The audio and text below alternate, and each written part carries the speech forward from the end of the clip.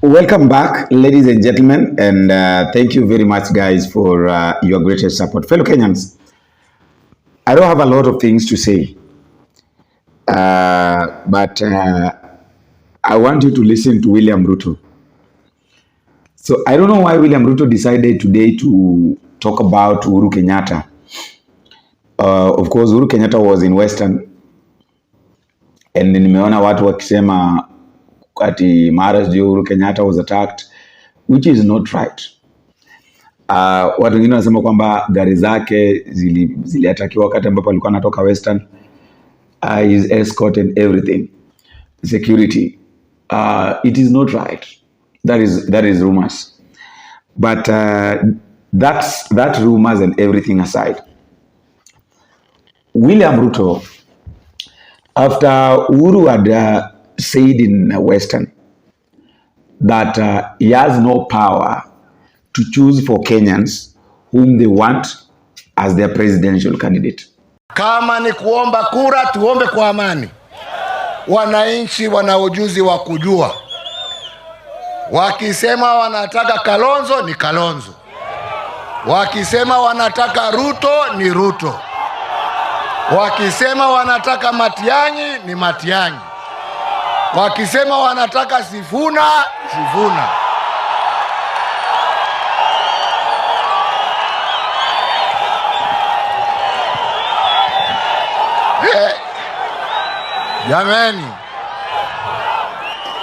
Jameni chungeni.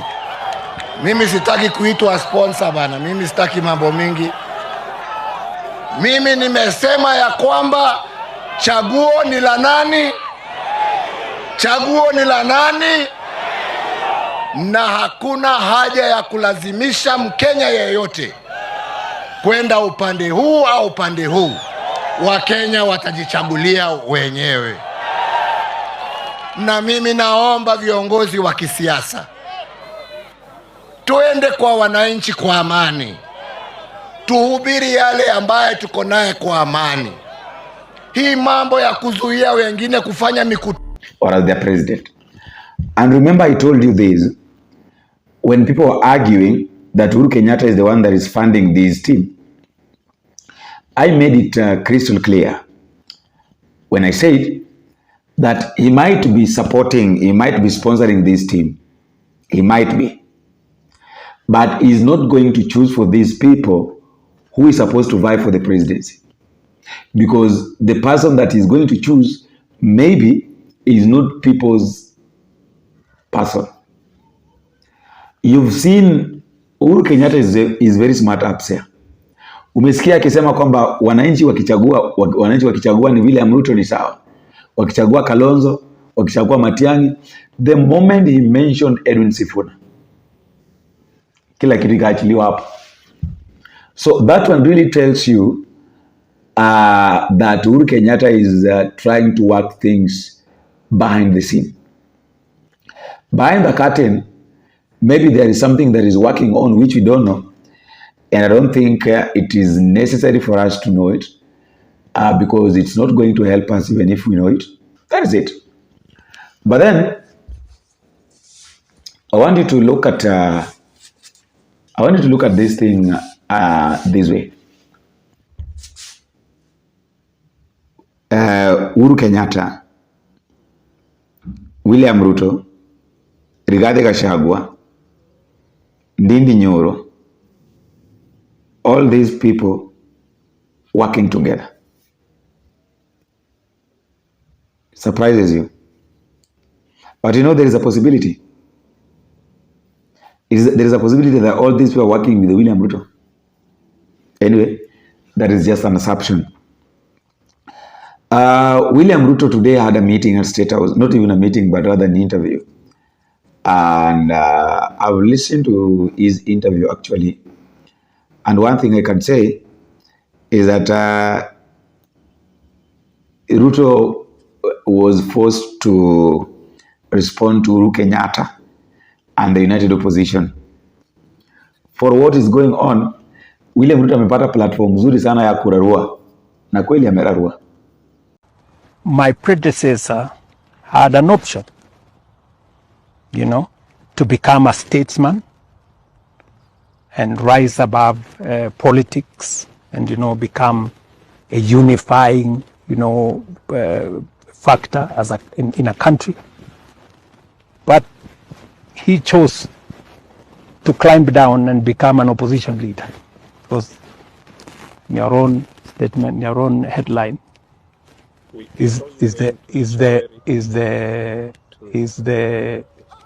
chairperson of Azimio up to now. This is the chairperson of party leader of, and he's busy with this. What you people wrote. He's busy organizing the opposition against me.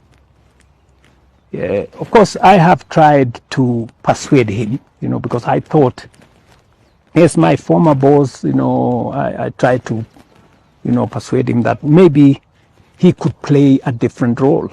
In fact, I remember when I was thinking, about how to take Kenya to the next level, I went and sat down with the former Prime Minister.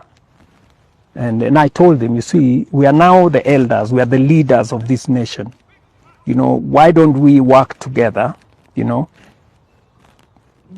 grow a bigger vision for Kenya, that then, we can hand over to the next generation of leaders.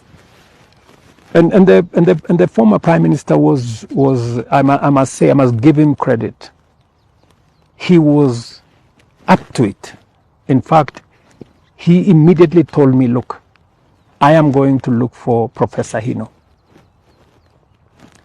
But I agreed with the former Prime Minister that it is important that we look for the former president. And I went out of my way, I looked for him. I went and saw him first in Ichaweri. I also came and saw him in his office here.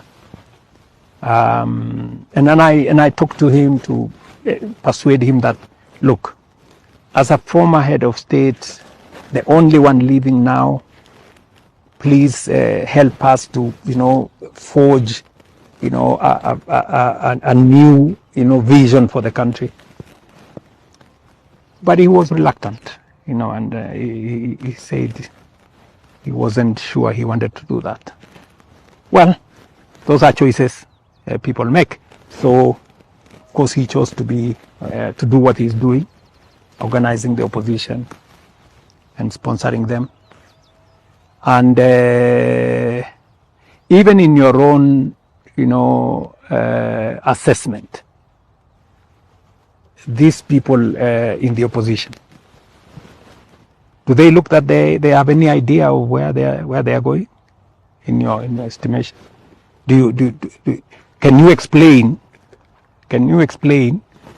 how people who are supposed to be intelligent have no plan? They have no vision. They have no agenda. If you ask this one, he says, oh, I want to abolish Shah. Do you have an alternative? They cannot tell you.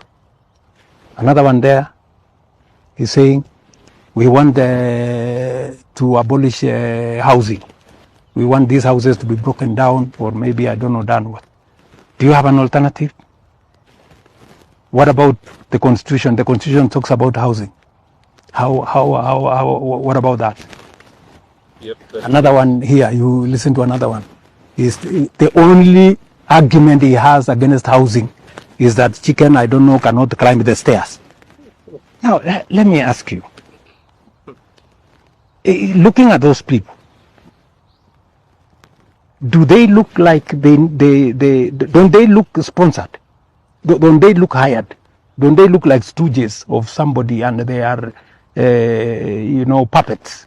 Because how do you explain people who are supposed to be reasonable, intelligent, lawyers, they've all of a sudden, they cannot even, the kind of reasoning.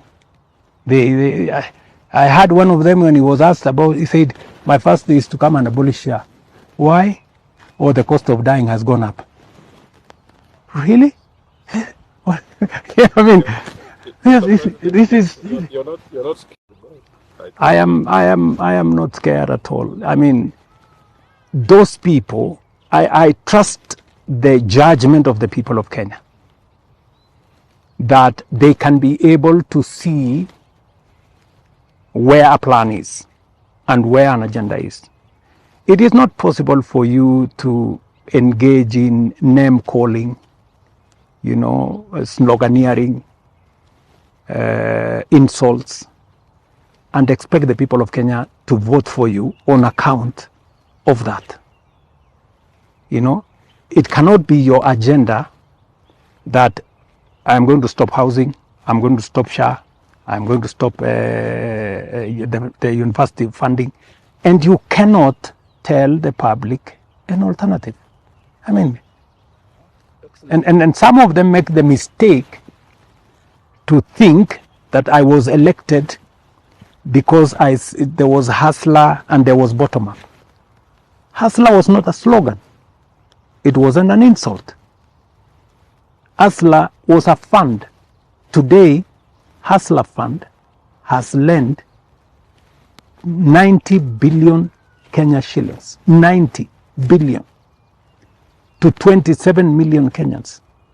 There are people, every morning, they wake up to borrow money from Hustler Fund to run their small businesses. Today, you can borrow up to 150,000 Kenya shillings on Hustler Fund. So Hustler Fund was not hubris. It was not a slogan. It was a plan. Bottom up was not, a chant. Bottom up was a plan. That is why today we have done what we have done, and we have said we are going to build everything from the bottom. That is the reason why today Mama Mboga and the boda person, one can go to Hustler Fund and get 5, 10, 20,000, 30,000, depending on their ability, and run their business. Today, the same Mama Mboga can have access to SHA, and they can be treated, them and their children. Today, the same Mama Mboga's children have a classroom and a teacher, and when their child goes to university, there is a funding to look after their children.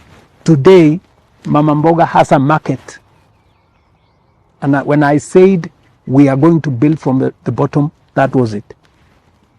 My competitors have to think beyond insults, slogans, and chants. They have to think beyond that. Excellency, speaking. You work for the nation, right? Can you check 2nd of August? What was the headline on the nation? It said Uhuru's grand coalition against William Ruto. Have you seen me anywhere near the nation writing headlines? So you answered yourself, you answered yourself. And let me say the following. It's an open secret, that my predecessor has not gotten, out of what happened in 2022. That despite everything he did, I won the election.